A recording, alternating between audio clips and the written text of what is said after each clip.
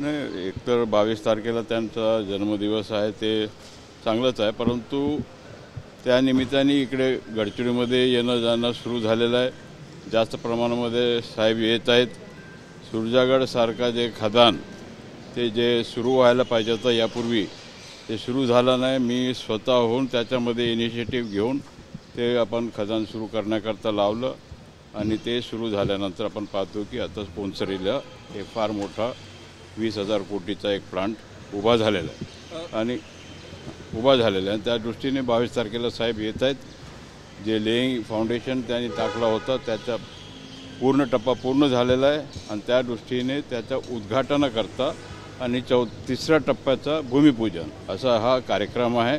आणि मला वाटतं अंदाजे एक 20,000 लोक तिथे येतील आणि एक चांगलं म्हणजे लोकांना रोजगार, नो इंडस्ट्री डिस्ट्रिक्ट होता आणि तिथे कुठेतरी इंडस्ट्री आला पाहिजे हा आमचा विजन होता. आणि त्या दृष्टिकोनातून माननीय मुख्यमंत्री, उपमुख्यमंत्री दोघेही ह्या उद्योगाला प्रोत्साहित केलेलं आहेत, हे महत्त्वाचं आहे. राष्ट्रवादी काँग्रेसचे सध्या आपण नेते सध्या गडचिरोलीत आपलं फिरणंसुद्धा सुरू आहे 12 तालुक्यात. त्या स्थानिक स्वराज्य निवडणुकीसंदर्भात एकनाथ शिंदेचा नारा आहे की पुन्हा आपण युतीसोबत लढणार असतात?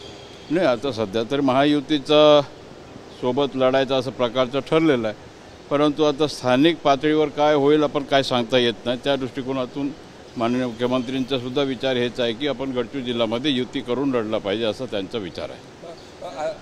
विधान परिषदमध्ये अशोक नेते यांनी प्रश्न उचलला होता. आपण जर बघितलं असेल तर आदिवासी आश्रम शाळेमध्ये 309 विद्यार्थी आहे, त्यांच्यामध्ये प्राथमिक कॅन्सरचे जे आहेत ते लक्षणे आढळले होते. त्यापैकी 12 लोकांवर ऑपरेशनसुद्धा सुरू आहे. कसं बघता याकडे आपण? नाही, आश्रमशाळामध्ये जे आपण पाहतो कॅन्सरचं प्रमाण थोडंफार वाढलेलं असं प्रकारचा प्रश्न होता. अशोक नेतेने विचारलेलं नाही, परंतु एक आदिवासी आमदाराने विचारलं होतं वेगळं, पण प्रश्न आला होता विधानसभेमध्ये आणि त्या दृष्टीने हा काळजी घेणं हा आपला राज्य सरकारचा प्राधान्याने त्यांनी काळजी घेतला पाहिजे. आणि त्या दृष्टीने माझासुद्धा एक प्रश्न लागला होता. त्यावेळेला मी सांगितलं होतं की एक आपला ॲम्ब्युलन्स आपण ठेवला पाहिजे प्रत्येक क्षेत्रामध्ये, जेणेकरून आपल्याला प्राथमिक आरोग्य तपासणीच्या दृष्टिकोनातून ॲम्ब्युलन्स प्रत्येक पूर्वी होता आणि त्या दृष्टिकोनातून आदिवासी विभागाने ठेवला पाहिजे.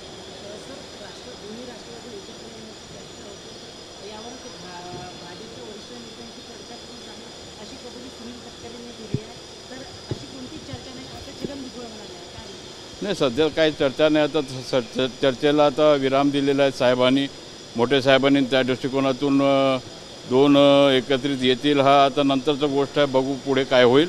परंतु सध्या तर आम्ही महायुती म्हणून आपण जिल्हा परिषद, महानगरपालिका हे सगळं आपण लढणार आहोत. धन्यवाद.